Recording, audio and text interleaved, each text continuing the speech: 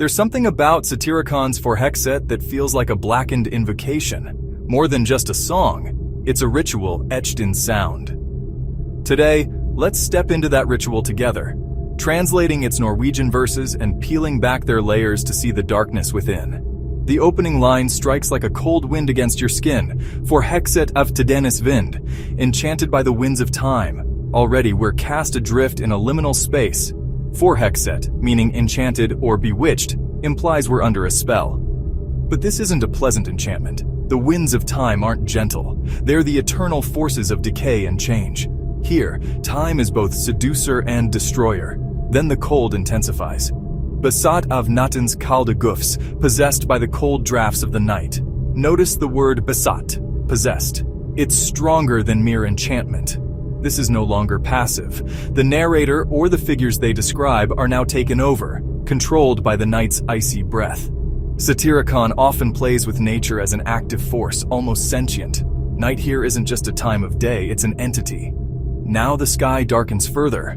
Under a raven-black sky, they commit incest and whoredom. This is where Satyricon's lyrical world goes fully into transgression. Blasphemous, incest, and whoredom aren't just acts of depravity, they're deliberate violations of natural and spiritual law. Under the raven-black sky, everything sacred is desecrated. With piercing voices, they summon the powers of the deep in a circle bound by grim visions. This sounds like a ritual, doesn't it? The piercing voices evoke incantations.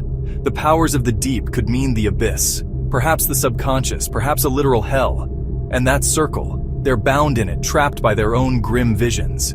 It's almost Lovecraftian, gazing too long into the abyss until it consumes you. Next comes a chilling couplet that fuses beauty and horror, carried by the beast's radiance, embraced by the wings of death. There's a strange paradox here. Diret's glands, the beast's radiance, sounds almost beautiful, but it's immediately paired with death's embrace. This isn't light in the sense of salvation. It's the allure of the forbidden, the kind of beauty that destroys. And now the abyss speaks in pure hatred, of the deepest hate in the blackest of the dark. Hatred here is absolute, not just deep, but the deepest, not just black, but the blackest. This hyperbole reinforces that we're not in a human realm anymore. We're in a symbolic space of total corruption and void, in a meadow of thorns. Now in the obsessive light of the full moon. The Meadow of Thorns is a striking image. Beauty turned hostile. And then comes the full moon, obsessive and all-consuming. The moonlight here doesn't soothe, it drives madness. Now comes the ultimate inversion. They nail angels to the earth with soul and body. This is one of the most powerful and blasphemous images in the song. Angels, beings of light, are pinned down, defiled, reduced to flesh. It's a literal and symbolic overthrow of heaven's order. Chaos reigns over the white domains. Prophecies are fulfilled. The earth stands in a sea of flames.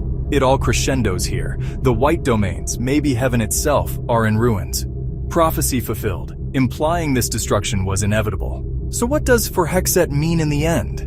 On the surface, it's a tale of witches, rituals, and chaos. But peel it back and it's about surrender, to hatred, to nature's raw power, to the inevitability of entropy. It's about what happens when you let the darkness possess you fully, until you're no longer the one looking at the abyss, but the abyss itself looking back. This is why Forhekset resonates, not just as black metal poetry, but as a reminder of how fragile the walls are between order and chaos, between light and utter darkness. What do you think Forhekset means?